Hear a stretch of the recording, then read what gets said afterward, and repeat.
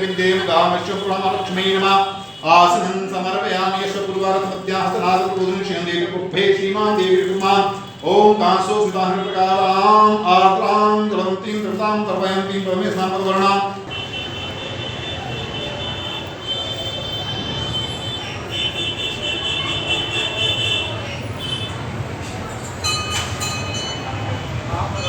ध्यान करेंगे। ओम जासा पदमसनस्ता विपुलकटितदीपदपत्रायताक्षा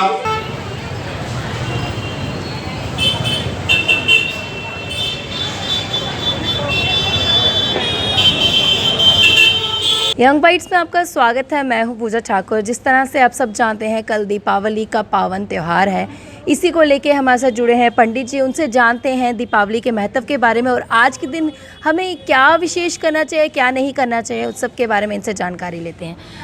पंडित जी, आपका स्वागत है यंग बाइट्स में। धन्यवाद। या सा पदमसनस्ता विपुलकटितटी पदम पत्रायताक्षः गंभीरा भर्तनाभिस्तनवर्णमिता शुभ्रवस्त्रोत्तरीया लक्ष्मीर्दिव्यैर्गजेन्द्रमणिगणखचितैः स्नापिता हेमकुम्भे नित्यं सा पद्महस्ता वस्तु मम गृहे सर्वमांगल्ययुक्ता। सबसे पहले इस वर्ष की दीपावली के ऊपर अपने दर्शकों एवं समस्त सनातनीय जनों को शुभ कामनाएं एवं माँ भगवती का शुभ आशीर्वाद। देखिए, सनातन धर्म के अंतर्गत जितने भी पर्व त्यौहार उत्सव महोत्सव मनाए जाते हैं, उनके पीछे कोई ना कोई ऐतिहासिक या कोई ना कोई पौराणिक या कोई ना कोई वैदिक घटना एवं कोई ना कोई इतिहास उसके पीछे छिपा होता है। ऐसे ही सनातनीय पर्वों के अंतर्गत महापर्वों में से एक महापर्व महालक्ष्मी जी के पूजन अर्चन का ये जो पर्व है, इसको दीपावली कहते हैं। दीपावली कब, कैसे, क्यों मनाएं, इसके ऊपर शास्त्र सम्मत जो बातें हैं वो शेयर करेंगे। दीपावली के पीछे जो ऐतिहासिक एवं पौराणिक घटना है वह यह है कि भगवान श्री राम जी अपने पिताजी की आज्ञा का पालन करते हुए मर्यादा के ऊपर अटल विश्वास, आस्था एवं इस जीवन में व्यक्ति अपने पिता के वाक्य को कितना सार्थक करता है, कैसे मानता है, उसका उपदेश देते हुए वह प्रातःकाल जब उनका राज्याभिषेक होना था और पिताजी के वचन सुनकर उनको वन में जाना पड़ा और 14 वर्ष वो वन में रहे। क्या क्या घटनाएं हुई, कैसे कैसे एक एक दिन उन्होंने, एक एक पल कैसे कैसे व्यतीत किया, लेकिन उन्होंने वो मर्यादा पुरुषोत्तम भगवान श्री राम विष्णु जी का अवतार थे।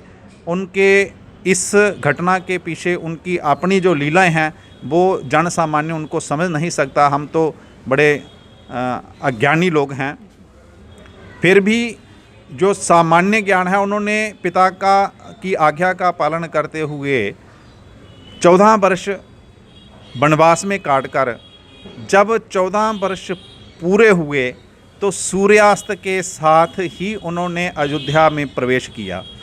जब अयोध्या में प्रवेश किया तो जितनी भी अयोध्या अवध की जितनी भी जनसंख्या थी, उन्होंने उनके आगमन के ऊपर जो उत्सव मनाया, जो पर्व मनाया, जो त्यौहार मनाया और जिस जिस प्रकार से मनाया, वो परंपरा हमारी शुभ दीपावली मनाने की बनी।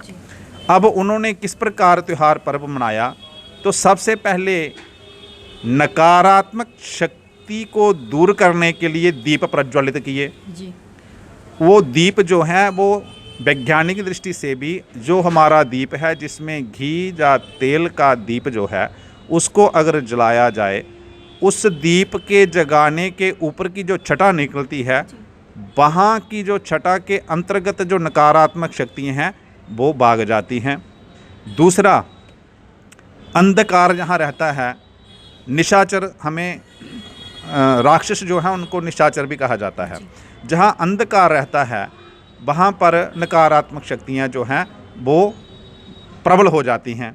तो एक तो अंधकार को दूर करने के लिए और दूसरा सकारात्मक शक्ति को वर्धक करने के लिए, बढ़ाने के लिए दीप मालाएं घरों को सजाया, घरों को रंग रोगन कूचों गलियों गलहारों को साफ करके, तो उस समय दीपावली का जो महोत्सव है, नाच गान, आपस में एक मिष्टान्न का आदान प्रदान करके, आपस में नए वस्त्र आदान प्रदान करके, तो उस समय दीपावली का महोत्सव मनाया। वही महोत्सव जो दीपावली का आज भी सब प्रेमी जन, आज भी सब महोत्सव जो हैं वो वैसे ही मनाते हैं जैसे उस समय मनाया। पहली परंपरा। दूसरी परंपरा, अब भगवान श्री राम जी पुनः उनका राज्याभिषेक होने जा रहा है, वो राज्य की स्थापना कर रहे हैं। तो अष्ट सिद्धि नवनिधि, जो अष्ट सिद्धियाँ हैं, नवनिधियाँ हैं, उनकी उनके ऊपर कृपा हुई है। आध्याधि अष्ट लक्ष्मी जो है, जो उनको गज लक्ष्मी नाम से, वैभव लक्ष्मी के नाम से, विजया लक्ष्मी के नाम से, जया लक्ष्मी के नाम से, सनातन लक्ष्मी के नाम से अष्ट जो शक्तियाँ हैं उनका पूजन अर्चन जो है वो किया जाता है।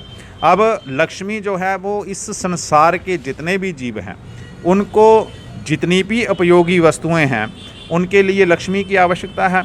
तो लक्ष्मी जिनके ऊपर प्रसन्न रहती है, या श्री स्वयं सुकृतिना भवनेषु लक्ष्मी पापात्मनां कृतदीयां हृदेषु बुद्धि श्रद्धां सताः कुलजन प्रभवस्य लज्जा तात्वनता स्म परिपालय देवी विश्वम। वो पूरे विश्व का जो पालन करने वाली माँ भगवती है, वो लज्जा के रूप में, श्रद्धा के रूप में, विश्वास के रूप में, आस्था के रूप में, धन के रूप में, या जय विजय आदि के रूप में हमें आशीर्वाद देती हैं। ऐसे ही वो जिस जिस कार्य क्षेत्र में हम लोग काम करते हैं, हमारे बच्चे पढ़ने वाले हैं तो उन्हें विद्या के रूप में लक्ष्मी आशीर्वाद दे। हमारे व्यवसायिक क्षेत्र में, अन्य अन्य क्षेत्रों में, व्यवसायिक क्षेत्र में जो काम करने वाले लोग हैं उन्हें माँ भगवती वह आशीर्वाद दे जिससे उनका व्यवसाय में वृद्धि हो।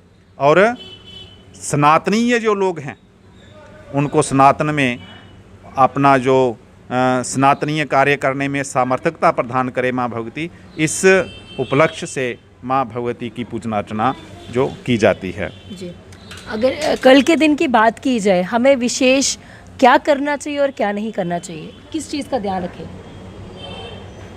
माँ भगवती की तो विशेष आराधना जो है वो है ही, लेकिन दीपावली के जो प्रदोष काल का समय है, सायंकाल का जो समय है, उस समय में अपने घरों को अच्छी तरह से साफ़ सुथरा, समर्थकता के अनुसार सजावट, समर्थकता के अनुसार फूलों द्वारा, या कुछ हमारे शास्त्रोक्त ऐसे ऐसे वृक्ष और औषधियाँ हैं, उन औषधियों, उन वृक्षों के पत्तों द्वारा भी सजावट करें ताकि नकारात्मक शक्ति हमारे इस क्षेत्र में प्रविष्ट ना हो।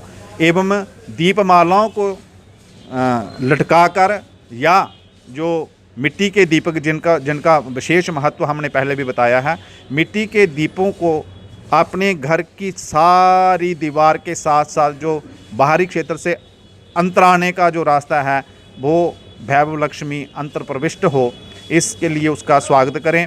पूजन अर्चन कर माँ भगवती को मिष्टान्न आदि का भोग करें और बाद में परिवार सहित एवं बंधु बांधवों के सहित भोजन इत्यादि करें। विशेषकर जो भगवान श्री राम जी की मर्यादा है उसको स्मरण जरूर करें, क्योंकि वृद्ध पिता उनके, जिनको बेवश होकर एक छोटी सी बात कहनी पड़ी कि बेटा राम, समस्याएं हैं कि आप राज्याभिषेक आपका ना हो, आप वन में जाएं, तो उनका मान सम्मान करते हुए उन्होंने अपना वो वाक्य स्वीकार करके 14 वर्ष वन में काटे। और आज हमारे जो वृद्ध घर में बैठे हैं उनको शायद अपने अपने अनुसार जितनी सामर्थ्यता सारे लोग मान सम्मान कर रहे हैं। मैं विशेष करके अपनी ओर से यही प्रार्थना करूंगा कि मान सम्मान उन वृद्धों का जो घर में बैठे हैं उनको अच्छी तरह से उनसे आशीर्वाद ग्रहण करें। विशेषकर जो पटाखे फोड़ने की परंपरा है, इसके ऊपर भी मैं थोड़ी सी बात करना जरूर चाहूँगा पटाखे फोड़ना कोई हमारी सांस्कृतिक या कोई हमारी सनातनीय परंपरा नहीं रही। भगवान श्री राम जी का स्वागत करताल, जिसको हमारे पास भगवान श्री राम जी का जो स्वागत किया था वो करताल द्वारा किया था। करताल कहते हैं ताड़ी बजाने को। तो आज हम करताल बजाकर अगर पूरे एक महल्ले में इकट्ठे होकर करताल जो फ्री में बजता है इसको बजाएं तो लाखों रुपए जो जलाकर हम प्रदूषण अपने पर्यावरण को नष्ट करके एक अपनी संस्कृति के ऊपर दबा लगा रहे हैं और उसके बाद लाखों रुपए हम बीमारियों पर खर्च कर रहे हैं। मैं संदेश देना चाहूँगा कि पटाखे फोड़ना कोई हमारी शास्त्र संबद्ध परंपरा नहीं रही है।